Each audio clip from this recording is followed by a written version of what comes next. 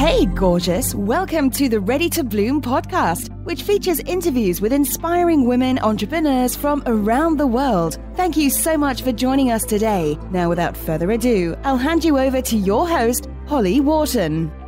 Hello and welcome to the Ready to Bloom podcast, episode 122. This is your host, Holly Wharton. I'm here with today's special guest, Kerri Walker. Kerri is a freelance PR and marketing consultant who works with small businesses and sole traders who are looking to raise their profile and get media coverage, have blogs and articles published, and stands at expositions. Basically, she helps in any way that she can to get your business out there and get you exposure. So welcome, Kerri. I'm really excited to have you on the show today. Thanks so much for having me. I'm excited to be here. So why don't you start out by telling us a little bit about your background and your business journey and how you got to where you are today with your business?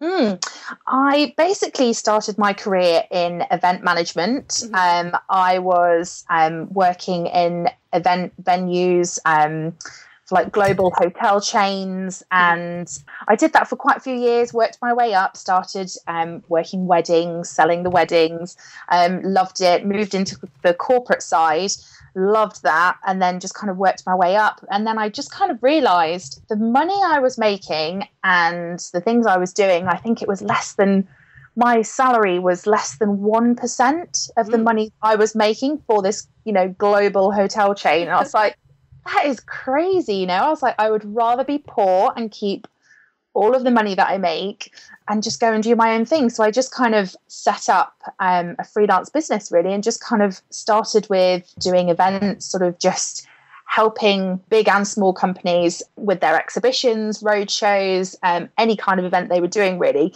But I didn't really, it was kind of, are you free next week? Yes, there was no kind of long-term thing around that. So I just kind of had a thought about doing, the marketing and PR, which is actually what I really loved in the event side, and just kind of moved the focus to that really. And then that was a couple of years ago, and just been doing that since, and I'm just absolutely loving it. That's fantastic. So did you just kind of learn as you went, and as you were marketing these events, you learned about the PR side of things, or how did that go? Absolutely. I mean, whilst I was working full time, I actually started studying for a master's degree in marketing as well, because it seemed like a good idea at the time. I'm not quite sure how I fitted it in, but I guess you don't really need to sleep when you're like 25, so it's fine. So I started doing that. I didn't quite finish it, but I still got the qualification just before it, and just kind of used my experience from the jobs and that to go into, and I mainly stayed within the hospitality marketing, and it's just now this year in 2015 that I've just surrounded myself with, fellow freelancers, coaches, consultants, and entrepreneurs, and just started working with them.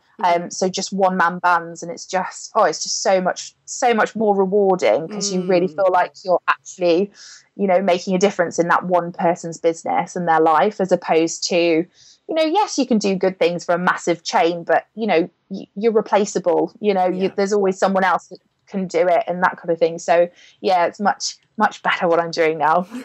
And how did you decide to make that change to working with sole traders and small businesses? Well, I know it sounds weird, but it just kind of happened. I think because those were the people that I was hanging out with. Because I'm a one-man band, I just kind of was drawn to those people. So when it came round to people recommending me for work, it was those kind of consultants that I was hanging out with that would refer me.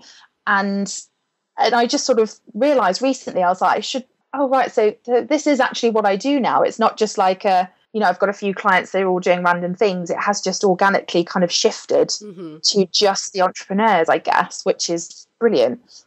And what are some of the biggest struggles that your clients have with PR and getting themselves out there and getting themselves coverage? It's just basically knowing where to start. I mean, I sort of have two hats. So I either do it for people or I show people how to do it. And I love doing both of them. But when I'm sort of showing people how to do it, they just have no idea, not just where to start, but how to kind of keep it going as well. Yeah. They don't think that they have anything worthwhile to talk about. They don't think that they have anything any stories that are newsworthy that journalists or editors would really care about hearing. And everybody has something to say. Everybody has, even if it's just your journey so far, regardless of your business and what you do, everybody has a story to tell. And it's just kind of, giving them the confidence to realize that. But I would definitely say that's the main thing that comes across, is just not really knowing what they can do and what to do. Yeah, that makes sense. So how do you go about picking out these ideas from their brains and helping them understand that they do have something to say? I guess just from getting to know them, seeing what really lights them up, whether it's a certain topic or a certain service that they offer. And I usually start quite small. So it might just be helping them find like a guest blog post or get an article in a magazine. Those are all really, really simple ways to start. But it really shows them, just by getting just that one small step, and then they start doing that, it really shows them like how easy it is, or how achievable it is for them, even as a really, really tiny micro business. You can still get an article in a huge magazine. So I usually just kind of start that way. Excellent. Now, how would you define PR? Because I think it's this kind of big thing that small business owners hear about, but they're not quite sure what it is or whether they need it and why they need it. So what is PR?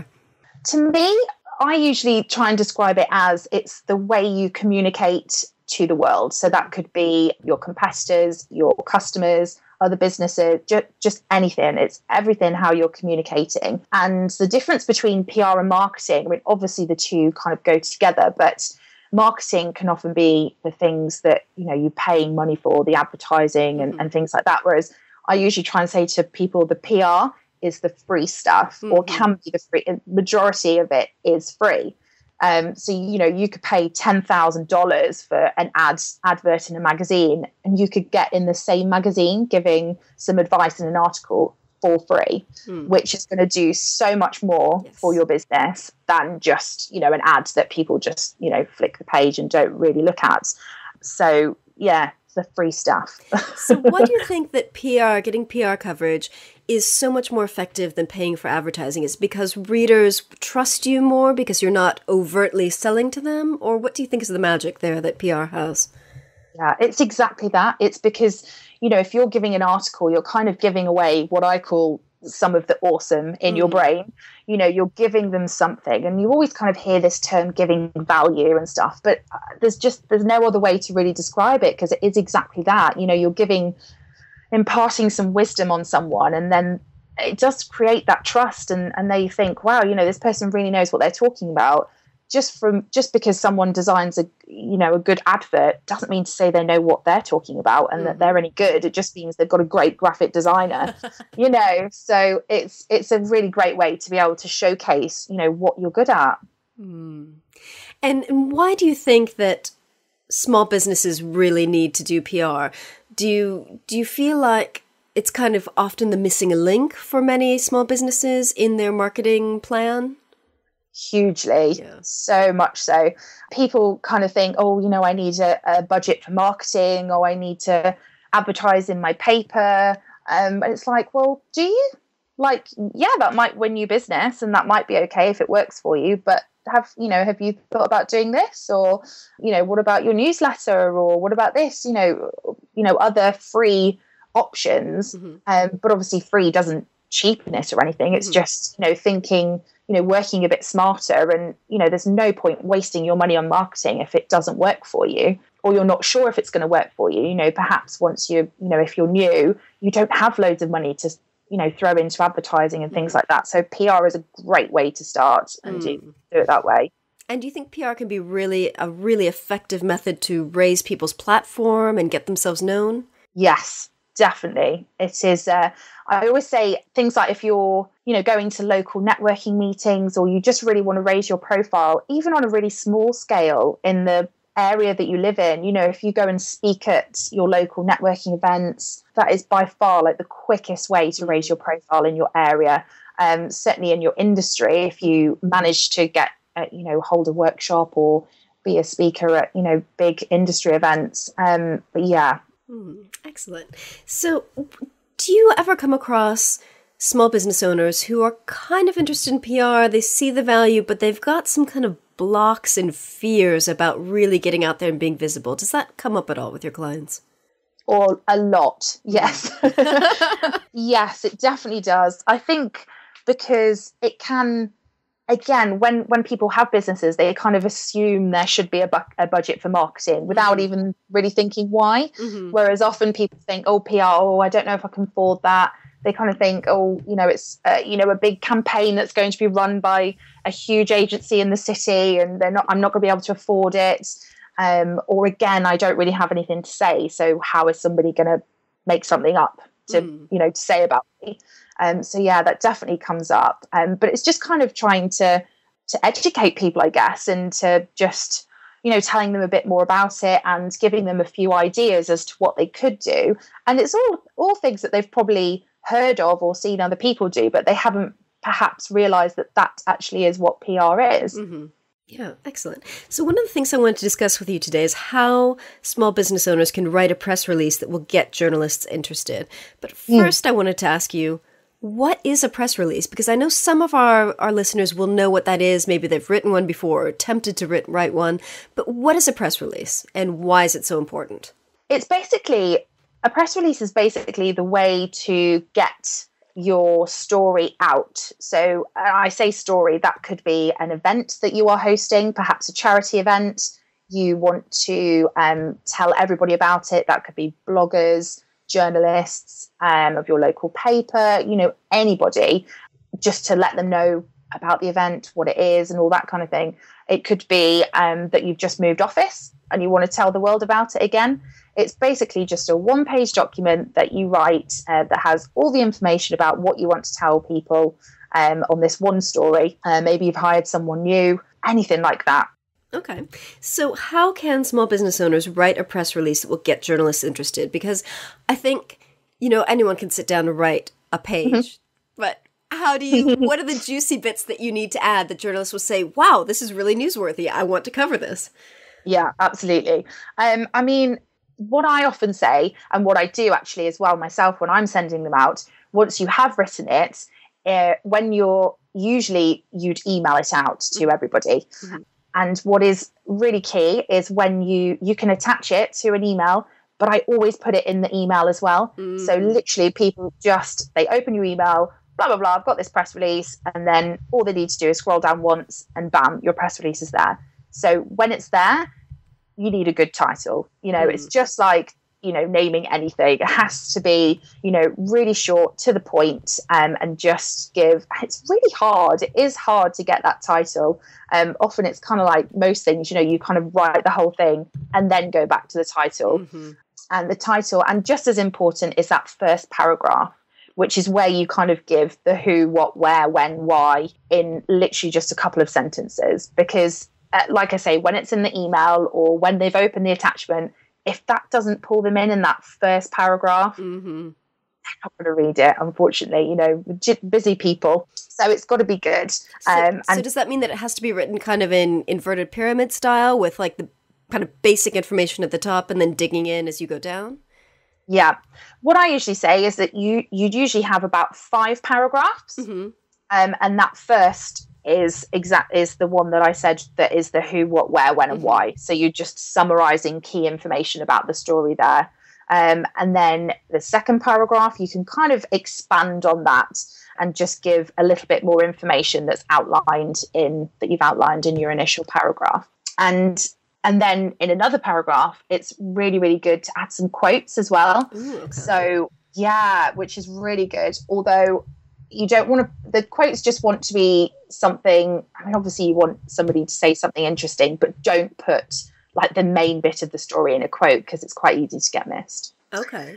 Yeah. So what kinds of quotes are you looking for? Are you looking for other people talking about your business or other people talking about what this thing is that you're talking about, the topic of the press release? Yeah, absolutely. So for example, when I said earlier, maybe you're organising a charity event, you could put a quote in there from perhaps the venue that it's hosting at, we can't wait to have X event here with us. Or perhaps you say how much, we raised $100,000 last year. We can't wait to do it again.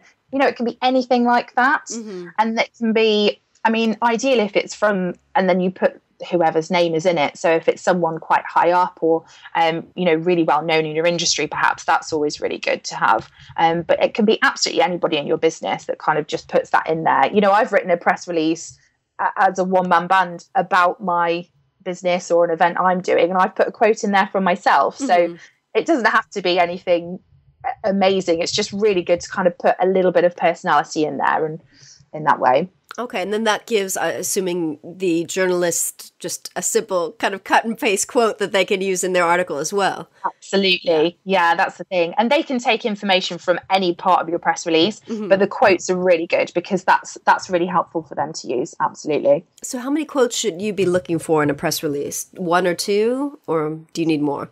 1 or 2 is fine, to be honest. You don't want to put too much in because it just needs to be sort of quick, snappy information. So yeah, I usually put 2 in, and that's usually by the same person. So I'll just kind of put them in that third paragraph. Maybe open it with a quote, say their name. Oh, and so goes on to say, and then put another one. Yeah. Excellent. Good. And so for someone who's never written a press release before and they want to get started, where do they, it can be really challenging to think, well, what is press worthy? What is media worthy? What are people going to want to write about? So where should they start mining for ideas? Ideas for what they can talk about, you mean? Yeah. I would literally just start with, maybe a brainstorm about what you're actually doing in your business. What products have you got launching in a few months' time? It's something that, you can do it in advance. Often in a press release, at the top, you'd put a date. Yes. You can actually put the dates that you want it to be released to the world. So you could send out a press release today, but put that you don't want it released, for another month. And that's fine. So it is something that you can do in advance as well.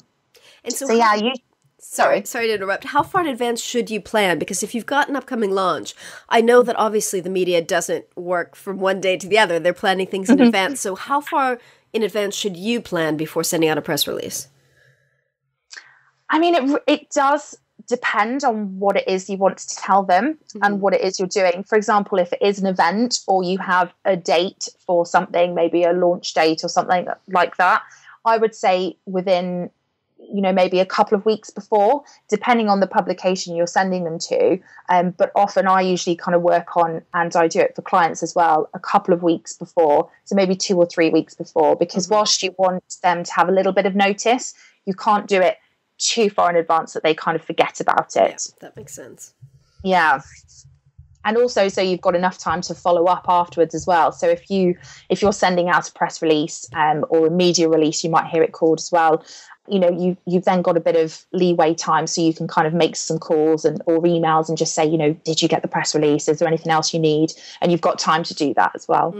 Excellent. So I think the next question is, who do you send these press releases out to, and where do you get contacts from? I mean, do you post it to help a reporter out? Where do you get these people from? Well, again, it depends what it is what story you have as to who it's going to go to. But often you can find, whether it's newspapers, magazines, radio shows, TV shows, all of their websites have where you should send press releases to. It's amazing the information you can find. You might not necessarily have a direct email address. Not all of them have the names of the person, but often a lot really do. So that's really helpful. And I mean, it helps them out as well, because then their news desk isn't inundated with 1,200 emails every day. It kind of does get to the right people straight away. So yeah, just by doing a little bit of research online, you can find out who to send it to, whether that's like a news desk or you might hear a features desk. So that's if you have, if you're featuring in a magazine, that kind of thing, any of those kind of desks, if you like. Okay. Now, does this press release always have to be something that's kind of timely and newsworthy, or can it be kind of more of a feature type information article? I mean, it can be, but I often try and keep it to a newsy. And when I say news, that can just be about your product or your business in any way, just because it keeps it professional as well. There's various other ways of getting in touch with magazines and the media.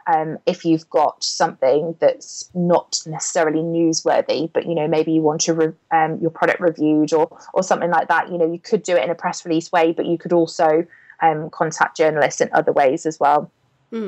Excellent. So what is the kind of follow-up that's required from this? If you send out your press release and no one responds, do you just kind of accept that and move on, or should you be following up with them?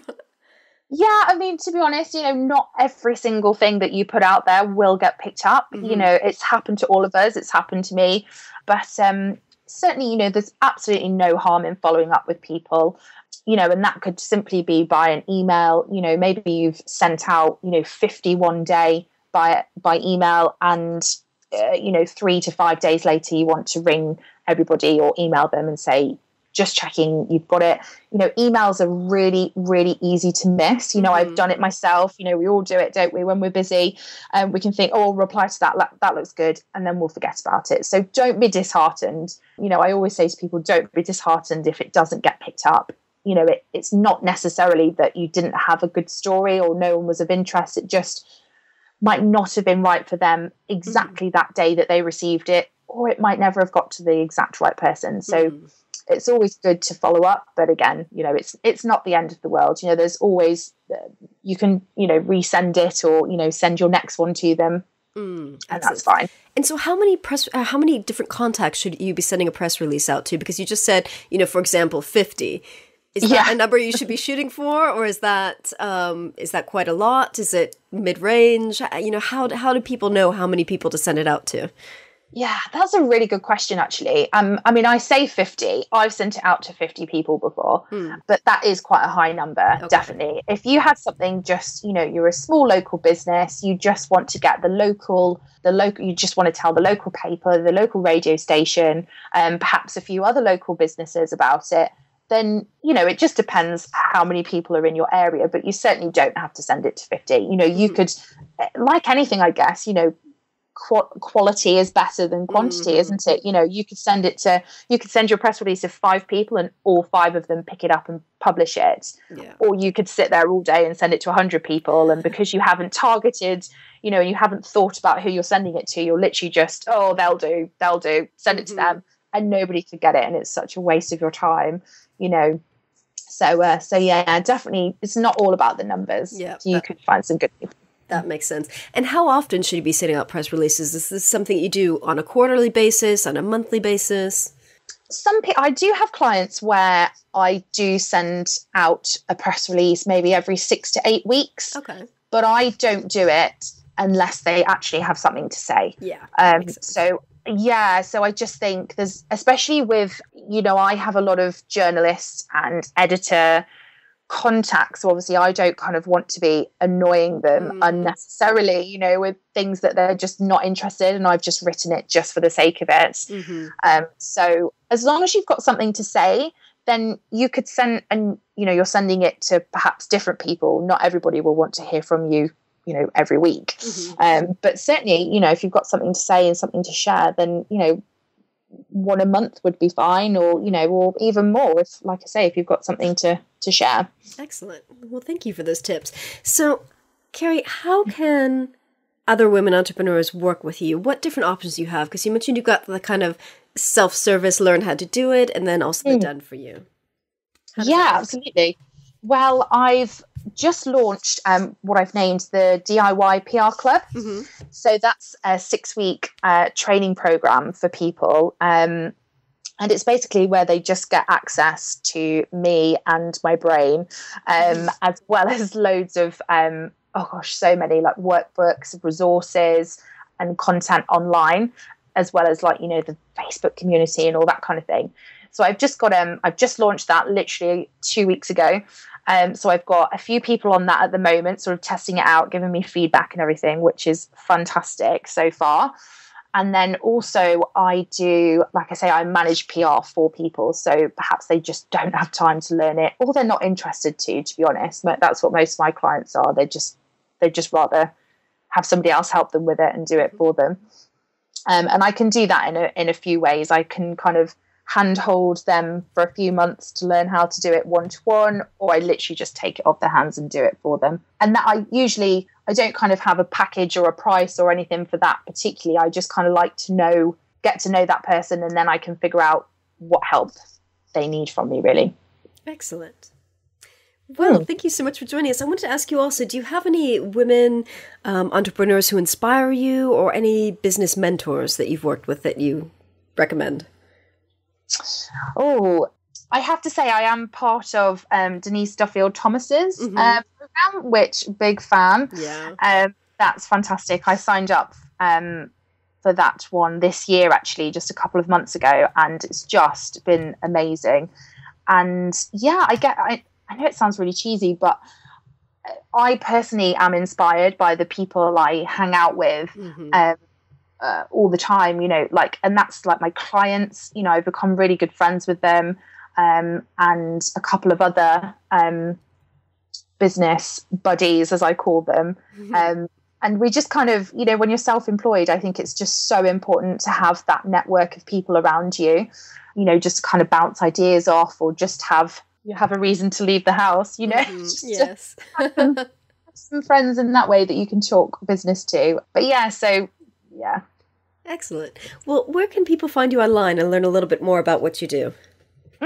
My website is kerriwalker.co.uk, and that's Kerri with an I at the end. If you go to Kerri with a Y, it takes you to someone who sells toilets. Oh, well, that's a bit different. Yes. That's definitely not me. I definitely don't sell toilets. So yeah, Kerri Walker, Kerri with an I, .co.uk.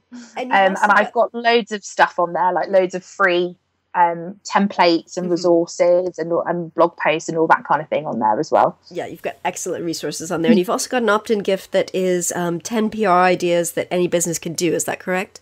Yes, that's an ebook I created very recently. It's really, really good. Great. Well, thank you so much for joining us today. Thanks for having me. You're welcome. And thank you for listening. And remember to visit readytobloom.com/122 for the show notes on this episode. Thank you. Thanks so much for listening to the Ready to Bloom podcast with your host, Holly Wharton. You can find more information about today's guests, including links for topics that were discussed at readytobloom.com. That's bloom.com. And if you enjoyed this episode, please remember to head over to iTunes and leave us a quick review of this podcast. Thank you so much.